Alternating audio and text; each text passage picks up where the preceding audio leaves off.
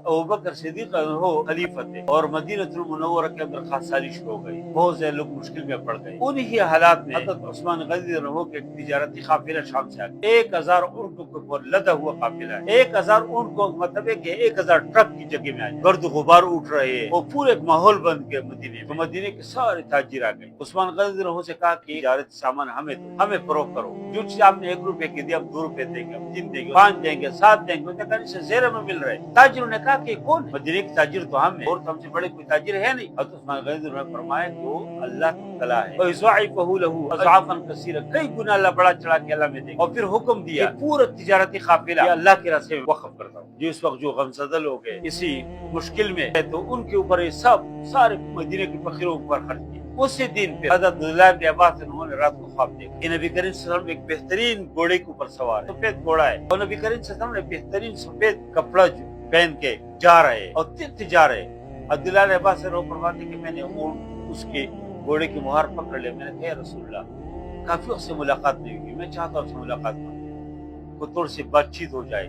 اللہ کے نبی نے فرمایا کہ میں بہت جلدی میں ہوں، اور آج جو عثمان غنی نے جو صدقہ کیا اللہ کو بہت پسند آیا، اور آج اللہ نے عثمان غنی کے لیے قرب کے ساتھ ایک شادی ایک عروسی کا اہتمام کیا، اس پہ تمام انبیاء کو دعوت دی ہے، میں بھی اس میں جا رہا ہوں۔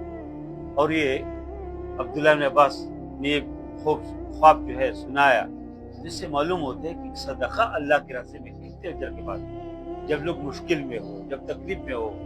آج کل ہمارے زمانے میں مالدار لوگ تو موجود ہیں، پیسے والے لوگ موجود ہیں، لیکن جب مشکل میں آ جاتے لوگ اپنی چیزوں کو اور مہنگا کرتے ہیں، حکومتی بھی کام کرتے ہیں، لوگوں کی جو ضرورت ہے ان کی چیزوں کو مہنگا کر کے۔ ابھی دیکھو جب گرمی کے موسم آ جاتے تو بجلی کی بل کی کیا حالت ہے، کتنی لوڈ شیڈنگ ہوتے ہیں، اس کے باوجود 200 سے آپ کے 1 یونٹ اوپر ہو جائے تو 5080 روپے تقریباً آپ کے اوپر اضافی بل سے 1 یونٹ کیا جاتا ہے۔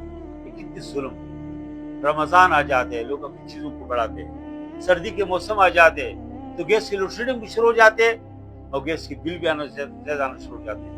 یہ ظلم ہے، اگر کوئی بھی یہ کرتے ہیں یہ قسم معاشی ڈاکہ ہے جو لوگ ڈالتے ہیں، لوگوں کی جیبوں کے اوپر ڈاکہ ڈالتے ہیں، لوگوں کو تکلیف میں ڈالتے ہیں۔ اس لیے ہمارے لیے نمونہ یہ خلفائے راشدین ہے۔ دیکھو بکر صدیق رضی اللہ عنہ، حضرت عمر فاروق رضی اللہ عنہ، حضرت عثمان غنی رضی اللہ عنہ، حضرت علی رضی اللہ عنہ، دیگر صحابہ کرام کتنے مہربان و مشفق لوگ ہیں۔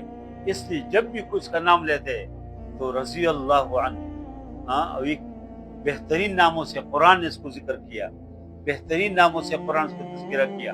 جو بھی اس کا نام لیتے ہیں تو بہترین الفاظ کو یاد کرتے ہیں، اور قیامت تک لوگ ان الفاظ کا یاد کریں گے جنہوں نے اس زمانے میں بھی ظلم کیا، جنہوں نے نبی کریم صلی اللہ علیہ وسلم کی مخالفت کی، نے صحابہ کی مخالفت کی۔ آج اس کا نام کوئی نہیں لیتے، کوئی نام لیتے بھی ابو جہل کو دیکھ، ابو لہب کو دیکھ، عتبہ و شیبہ، لوگ لعنت بھیجتے ہیں۔ اس لیے عثمان غنی رضی اللہ عنہ کی یہ جو صدقہ ہے جو اللہ کے راستے میں خاص سالی کے موقع پہ خرچ کیا، یہ ہمارے لیے نمونہ ہے کہ جب بھی لوگ مشکل میں ہو ہم اپنے جیبوں کو کھول دیں، اپنے بینک بیلنس کو کھولیں۔ جس طرح فلسطین میں ضرورت ہے، دنیا کے اور حصوں میں لوگوں کو ضرورت ہے، تو ہم اپنے جیبوں کو کھول دیں، بینک بیلنس کو ادھر بھیج دیں، تاکہ ادھر لوگ جو مشکل میں ہے اس کے اوپر کوئی آسانی ہو جائے۔ اس کے اللہ ہمیں دنیا میں بھی بھیج دیں گے، آخرت میں بھیج دیں گے۔